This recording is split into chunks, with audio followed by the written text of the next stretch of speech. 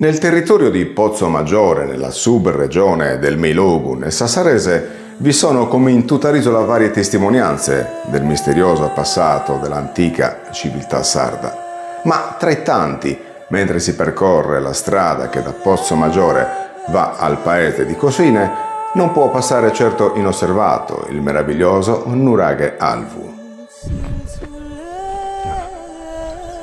Dove lo giriamo? Proviamo qui. La struttura a pianta complessa presenta, oltre che la torre centrale, altre due torri disposte frontalmente e un cortile ben organizzato più altre capanne circostanti.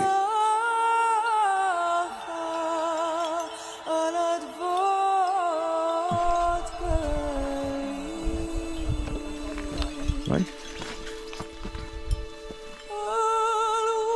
Nella torre principale, chiamato mastio, si nota subito l'assenza del tipico architrave. Si prosegue a sinistra in una grande nicchia e frontalmente ad essa una lunga scalinata elicoidale che porta nel piano superiore della torre. Andiamo avanti.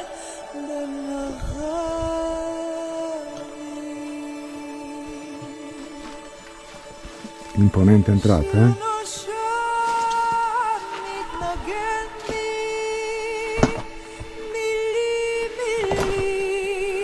Una nicchia qua a sinistra,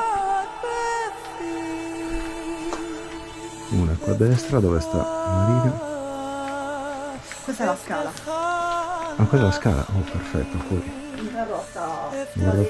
Guardate che entrata meravigliosa, poderosa.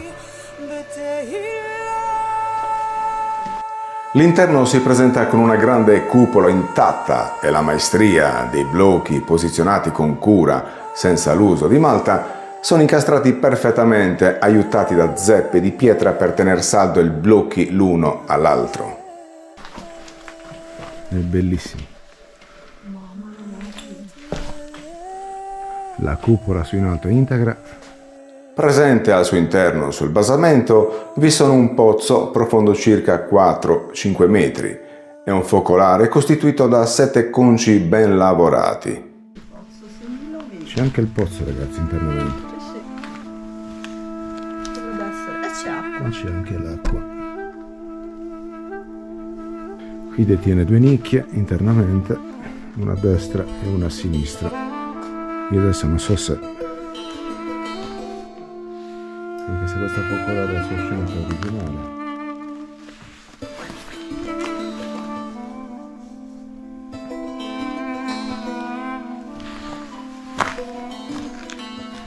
Bellissimo, ragazzi, veramente bello.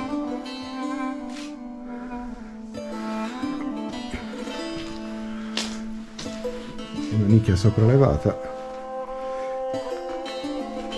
Molte volte ci si fanno certe domande anche per capire il motivo per cui molte nicchie sono sopraelevate, come questa, dove c'è un gradino per salire su, o molte altre come quella di fronte, in cui vanno filo pavimento. Ma ci sono le zeppe di riempimento per tenere saldi i blocchi l'uno all'altro. Ricordiamo che in origine sicuramente erano anche riempiti di argilla, in modo che formasse un vero e proprio intonaco.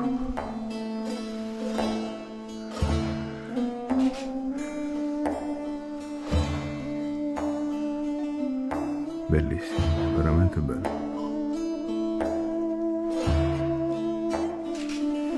Purtroppo dei crolli avvenuti negli ultimi anni hanno portato alla messa in sicurezza dell'intero monumento.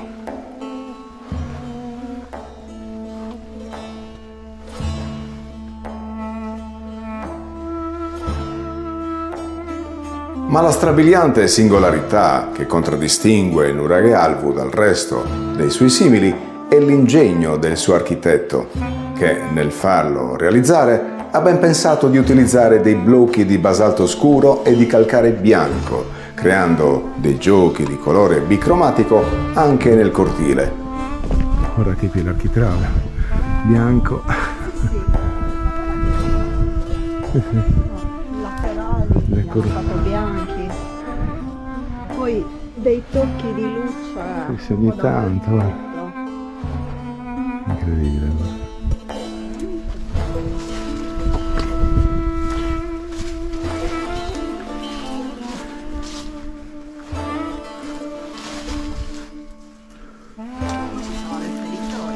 Pare che il nuraghe abbia avuto diversi utilizzi tra il bronzo recente e il bronzo finale e che a causa dei crolli sia stato usato nell'ultimo periodo come più un deposito di granaglie, come appunto indica uno strato archeologico col rinvenimento, pensate, di almeno 6 doli con anse ad X di grosse dimensioni, più altri recipienti.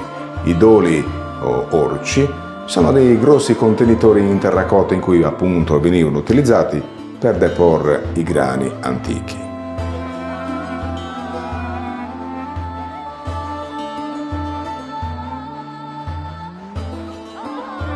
La massima espressione sta nella torre principale. Il basalto scuro domina per ben 8 filari, per poi dare spazio ai blocchi di calcare bianco, più piccoli e più rifiniti.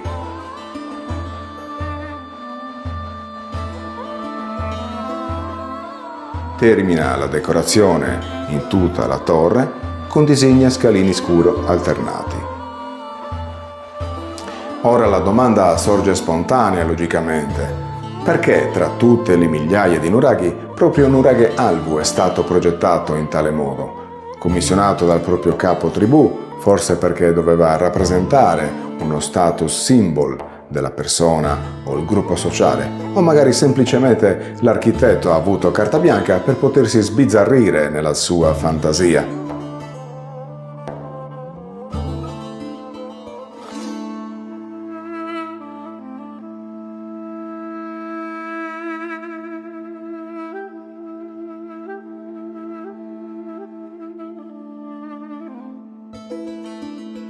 Come sempre, l'amore in bocca sull'incognita di tali eventi persiste. A noi non rimane altro che visitare e divulgare la nostra storia, sperando che nuraghi come questo vengano salvaguardati affinché la nostra identità non scompaia.